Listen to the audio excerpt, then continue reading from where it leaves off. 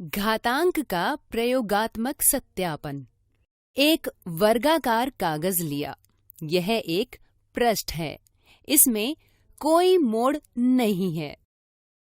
अब इसको बीच से मोड़कर दो समान भागों में बांटा। यहाँ मोड़ों की संख्या बराबर 1,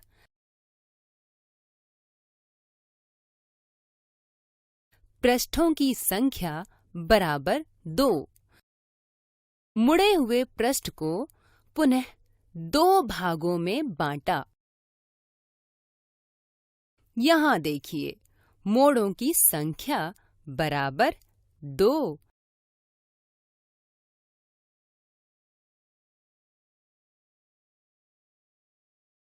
पृष्ठों की संख्या बराबर 4।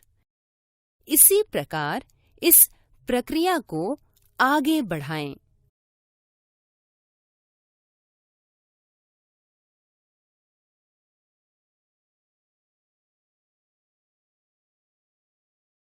मोड़ बराबर 3,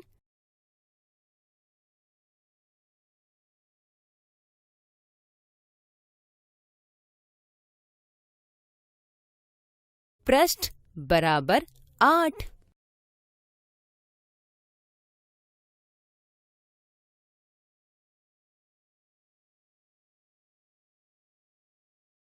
यदि मोड़ बराबर 4 तो पृष्ठ बराबर 16।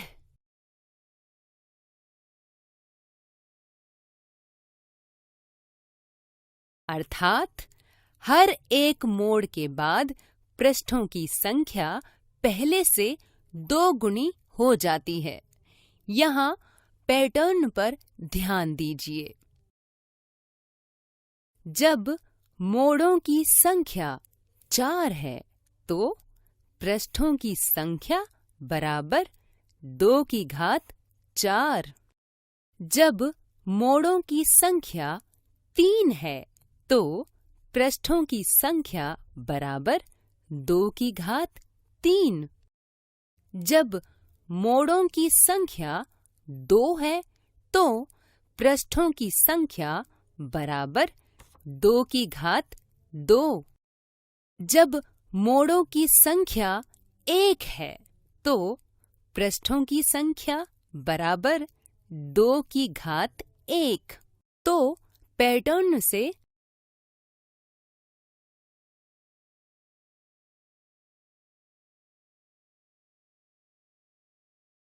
स्पष्ट है, मोड़ों की संख्या x है तथा पृष्ठों की संख्या 2 की घात x है। पृष्ठों की संख्या बराबर 2 की घात मोड़ों की संख्या। यहाँ पैटर्न पर ध्यान दीजिए।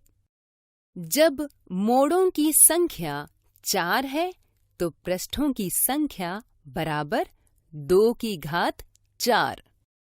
जब मोड़ों की संख्या 3 है तो पृष्ठों की संख्या बराबर 2 की घात 3। जब मोड़ों की संख्या 2 है तो पृष्ठों की संख्या बराबर 2 की घात 2।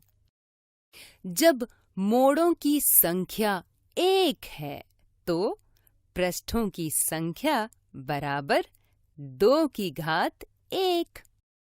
अब पैटर्न से लिख सकते हैं, जब मोड़ों की संख्या 0 है तो पृष्ठों की संख्या बराबर 2 की घात 0 बराबर 1।